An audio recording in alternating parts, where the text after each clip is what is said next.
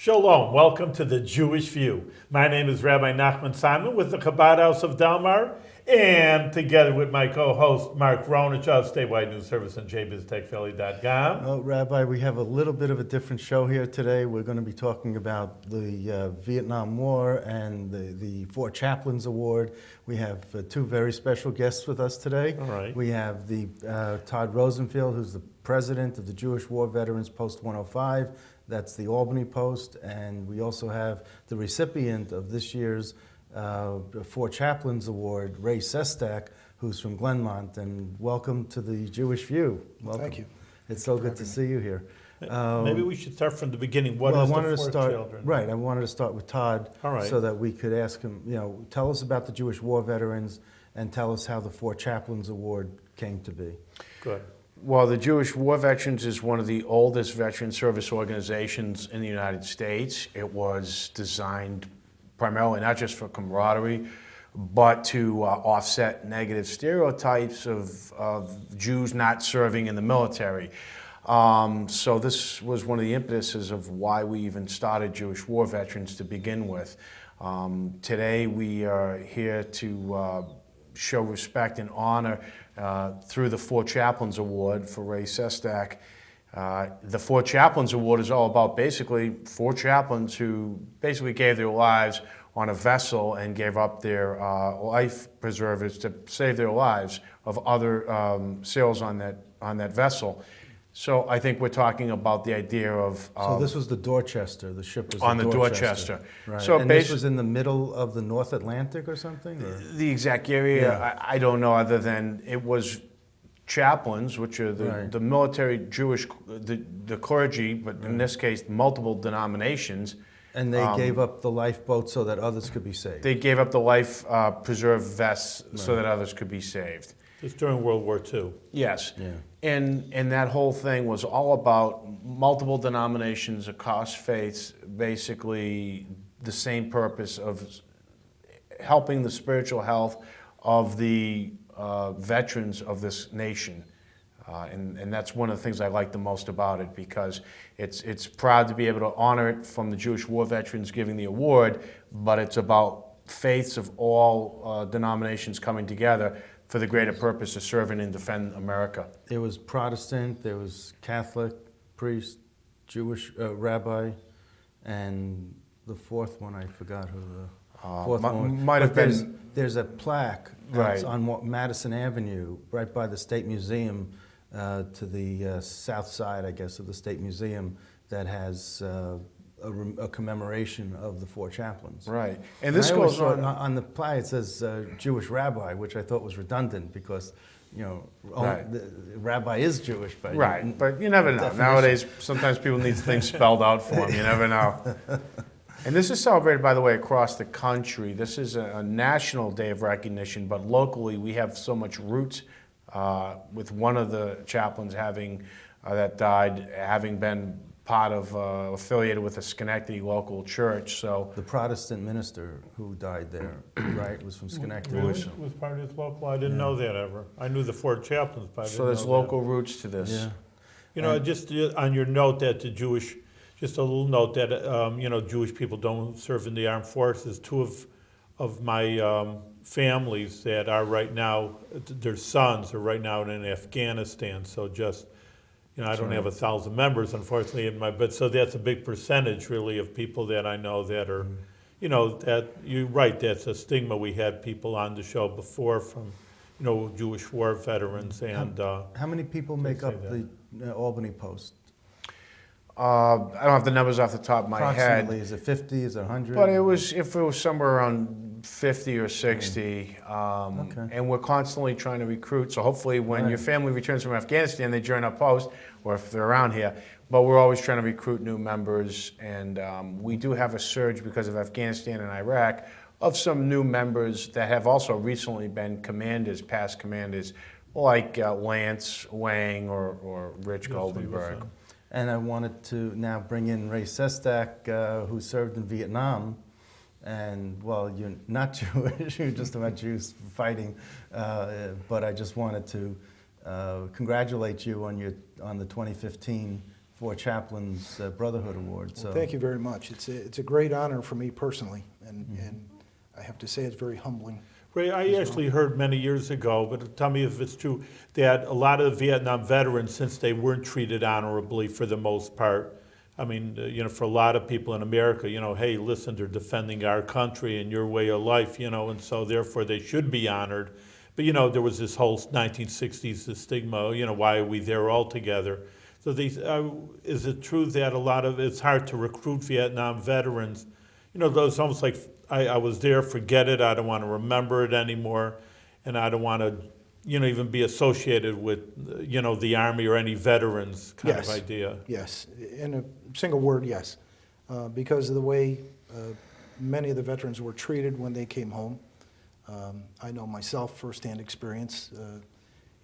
We did what we were asked to do when we were asked to do it, as did the other generations, but we weren't treated very nicely when we came home. So that hardened a lot of the Vietnam era veterans, and they kind of went off on their own. They tend to steer away from the fraternal organizations like the Vietnam Vets or the VFWs or even the Legions. Even today, there are so many that have a problem dealing with the monument itself, the memorial wall, the Vietnam Wall. They just In Washington, D.C. Yes, yeah. yes. You've been down there? I have. Have you seen people's names, the people you've known on there? I did not. Oh. I did not.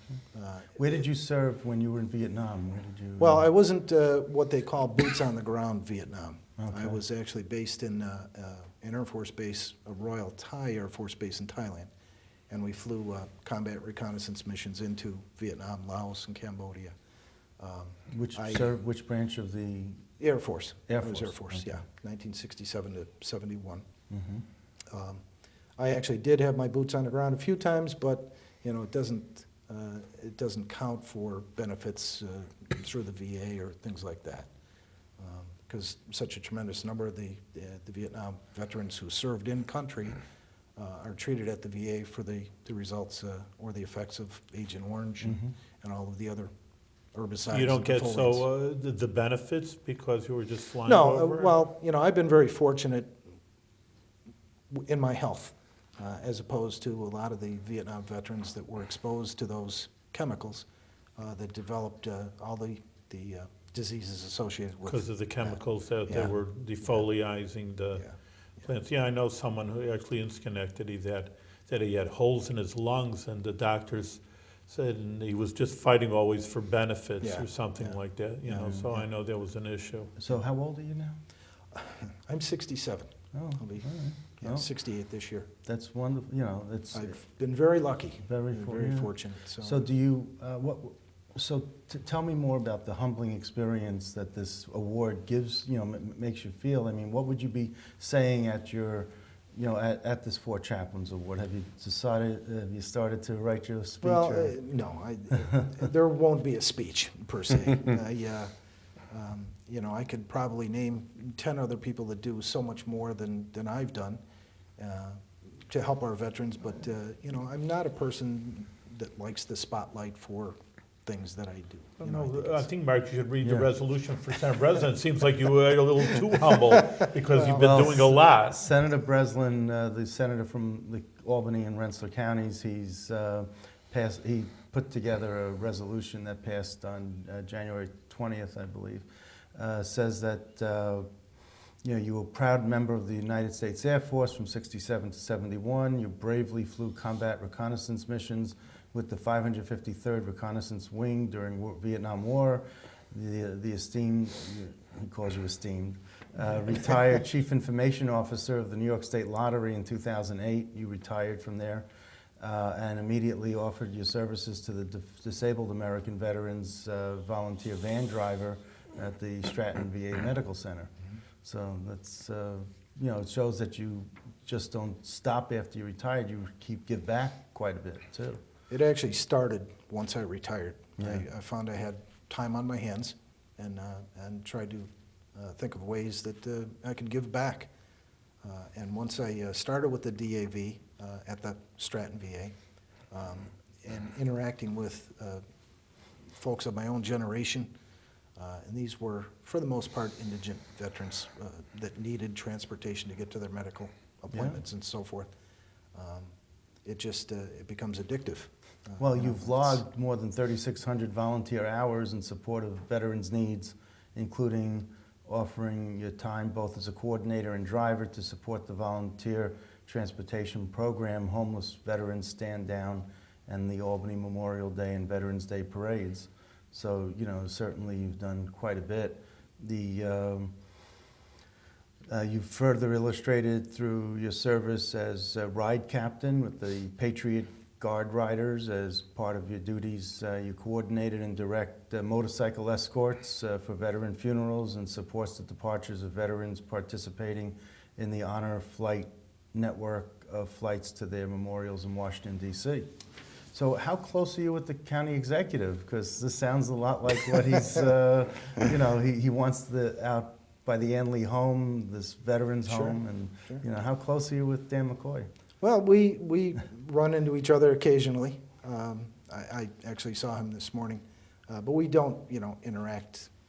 Yeah, I would think that he'd be level. your best friend, as you know, No, you're I don't know so about that, special but, within the, you know, veterans, and he's, you know, veteran, Oh, and yeah. he's very you know, there should be a tie there, you know. Yeah, so. yeah. No, he's out at all of the ceremonies and things that we do have that are veteran related.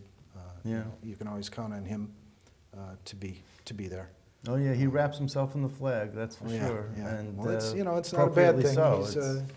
He's a good guy. Yeah. I want to Yeah. interject for 1 minute. It's an honor to be able to be, as a Jewish War Veterans Post Commander, to be able to be given the award to Ray. I've always grown up with a fondness of Vietnam veterans. Unfortunately, I know all too well the stories of what's happened to them. And I believe their national charter, Vietnam Veterans of America, their slogan is, "Never again will one generation of veterans abandon another." Now that's a sad testament to say that across the country it happens so often that they were not treated and greeted with the respect they deserve from their fellow veterans of previous conflicts. And my experience with the Vietnam veterans when I came back was they were welcoming and gave us the benefit of the doubt and brought us into their fold. Yet they didn't receive that coming home. So they rose above a lot of things and went unrecognized for way too long. So the fact that this happens to be this award on this anniversary date to Ray and me being able to give it to him is kind of an honor for me personally, because it's way overdue for Vietnam and Vietnam-era veterans in general, and I'm just glad to be able to see this momentum starting to build, where we take some honest inventory of what we did and how we treated veterans of that generation, and what we do to try to make it right too. And how did you choose Ray? What, I mean, how did you, he's not Jewish, you're with Jewish War Veterans, but how did you get to know him? And I was not on the, and sometimes in some regards I just want to almost abstain from that decision-making process, especially as a post commander. I wasn't on the selection committee what's the that made process? that. Who- Usually a group of people meet, they kick around resumes. I've been to one of them before, and they talk about who did what. And really, it's not about whether anybody deserves it. They all deserve it's it. who we're going to give it to this year. And they almost all have the same background of selfless service, giving, rising above. Some years it is a veteran, some years it's not. I'm specifically and particularly grateful and fond that it happens to be a veteran this year. And I think the timing is right, in fact overdue, that it happens to be a Vietnam veteran. So sometimes the Four Chaplains Award does not go to a veteran? No, it doesn't always. Sometimes it'll go to a community person, an educator, somebody that's involved in their community, but it's not always a veteran. And that was a little bit of a surprise to me too, but that's that's the criteria. Okay, well, never gave one to a journalist before, have you? Not that, according to how I misremember, I don't believe so. You misremember. I wanted... Well, Todd, I Yeah. wanted to ask you just on that note also, do you see it, well, you say the new generation really is more proud, the new generation. I mean, we were in Iraq from 1990, so you're talking about 25 years now since there were war veterans again in the United States Armed Forces. Do you see more of a pride compared to more of the Vietnam veterans when you see that? We're just grateful that the Vietnam veterans helped set the groundwork to guide the public, because the public opinion can blow with the wind, but the Vietnam veterans made sure that the public opinion, they did their best to make sure it didn't turn against us, and that regardless of what you thought about the war, you didn't confuse that with the warrior. And the Vietnam veterans took a national effort to make that right, a concerted effort, not just a one-off. And again, we're grateful, because you know how these things can blow. Yesterday's hero is tomorrow's villain. And these things are important to keep the record straight on. And this is the 50th annual Four Chaplains Brotherhood Award. So I just wanted to make that clear. You've been giving this out for 50 years. I mean, this is pretty incredible. So, Ray, tell us about the stories that you said you weren't so positive when you came back. What sort of stories can you reflect on? It was a different time. Yeah, exactly. You know, people weren't fond of the conflict, and those that served in the military at that time. You know, I hate to misquote anybody, but it was what it was. And again, you know, we were 18 years old, and we did what we were asked to do. Right. But yet we came home to a much different atmosphere than there is today. So tell us, what was it? Employment discrimination? Was it something No, else? Was it people saying nasty things to Yes. you verbally? Yes. What would they say? You know. Yeah, there's well, you know, I didn't have much of that exposure myself. Okay. But what I can say is we didn't like to travel much when we were outside of duty in our uniforms. We didn't Right. really want people to know that we were military because of you know, moving to the other side rather than saying, you know, good job, welcome home, whatever. Mm-hmm. It was just it was not good treatment for the jobs that we had to do. And were your neighbor? I mean, did you always live in Glenmont, or? Oh no, I'm originally from Cleveland. Cleveland. I enlisted in Cleveland and was discharged there. Okay, so this is the same one where Euclid High School? Yeah. Oh, okay. I saw that. I wasn't sure if you were the Yeah. same person. Okay. Yeah, it's I like a went did suburb some of research Cleveland. and I found Yeah. a Ray Sestak from where is Euclid that? High School. You're on classmates.com, by the way. Oh, great. But when did you come to New York State? I moved to New York in 1977. Okay. And that's when I started with the state of New York I see. with General Services 1980. So it was, and I retired from there, as you said, in 2008. So. Mhm. So what was it like working for the state lottery? Did you can't buy lottery tickets? No. You know, working for the state lottery. No, So no. just to make it clear, I just Yeah. want to make sure that people know No, that. my position there was always very technical. I Mark started- wants you to pick his number. I That's see all. what he's getting at. Yeah, I Everyone's see. been asking him I see that. what he's yeah. getting at. But, you know, the lottery drawings that you see on TV, we moved out to Schenectady in around 1991. Right. Built a new building behind Proctor's, and their studio that you see the drawings on is actually there on the Right. first floor of that building. Sure. And we used to, It's the first floor. It's you know, you walk right by to get to the back end of Proctor's. You can yeah, see the studio. you can see yeah. it inside the windows, sure. And we used to send the signal down to New York Network and then satellite from there. Right. And, you know, great big technical thing. But the online network itself, they had at the time about 16,000 lottery terminals around the state. So, you know, it was usually the phone call at 2 or 3 o'clock in the morning that this is broken or that's broken. That And you were in charge of that? Yeah. Chief Information Officer, yeah. Absolutely. I remember in the 80s, Channel 10 had the lottery wheel that they would have people come in from around the state and to spin the wheel and win something. And remember, do you know what I'm talking about? Vaguely. Vaguely, okay.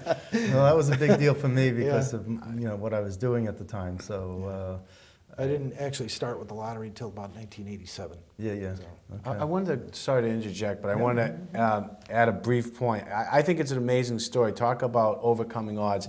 You know, I hear these stories of like a Jewish veteran that escaped Nazi Germany, came to America, put on a uniform, and went back over, and came back and started a business and got on with his life and became a successful in whatever. Right. And, you know, the analogy holds true. I'm looking at a guy like Ray, brought in at a young age, left high school, did his thing. Society fellow veterans, you name it, and in many cases mistreated or not treated properly. And here's a guy that walks into New York State Lottery, and he's a chief information technology. Against all the stigmatisms, and those, certainly not getting hired, not getting promoted was a common thing of Vietnam veterans. So I just got to commend you. I got to kind of give the Jewish plug here for you and say, you remind me of a lot of guys I know. And I wanted to say that brings great credit on you. And it's an honor to meet you, sir. Thank you. Yeah. You know, I'd like to take a current events. It's interesting because, you know, they say a veteran is the first person who hates war. You think, oh yeah, you must get in there and shoot them up. You know, that's a veteran. You know, now it actually is very interesting because my son showed me a video of the guys in Afghanistan. And I mean, to me, it's horrible being shot at. I mean, it's scary, and these guys are scared also. Do you have any personal opinions of war yourself? Like, you know, since you saw the horrors of war, or you know, your fellows in there saying, "Man, you know, just get out of this places. We don't belong there." Or, hey, you know, again, we're standing up for, like you say, you have a duty to do. You know, that obviously the higher up thinks we should be there. That's obviously why we're there. And you just follow orders and do what you have to do. Well, there's so much craziness in the world today. You know, how do you identify the enemy, so to speak? You know, they hide behind women and children, and it's not as it was. It's very hard. There is no really winning or losing anymore. You know, we lose because we lose military lives. The young guys that are going over, guys and girls today. So it's not a good thing. You know, do I have a personal opinion? Sure. I don't like any of it. And I wish none of it would happen, but, you know, that's not the real world either. Somebody has to help the less fortunate. Unfortunately, it's us. So you're not a fan of war and combat and all that? Not at all. No. Not at all. You're a peace-loving man. I am. Well, they say the people who've seen war are really the people that are more in a certain anti-war. You know, someone doesn't see it. Yeah, go get them, beat them up, shoot them up. He says, well, you know, it's a little easy. He's a product of the 60s, make love, not war. Right? There you go. There you go. So I just see here also as part of this resolution that you serve as the Veterans Administration Voluntary Service Representative for the Vietnam Veterans of America.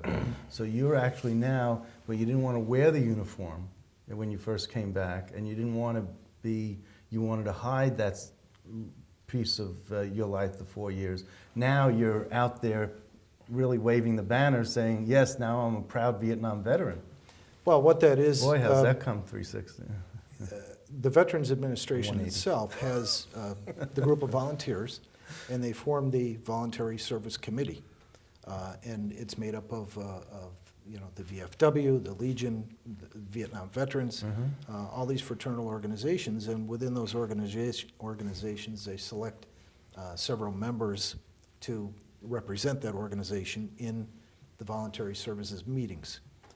They have quarterly meetings with the director of the VA here in Albany, Linda Weiss, and her staff, where they share a hospital status report with the representatives, and we in turn carry that information back to our organizations. You know, they need volunteers, they need donations, whatever it may be, or they plan events. So we carry that, you know, we're like the interface between our organization and the VA for volunteer service.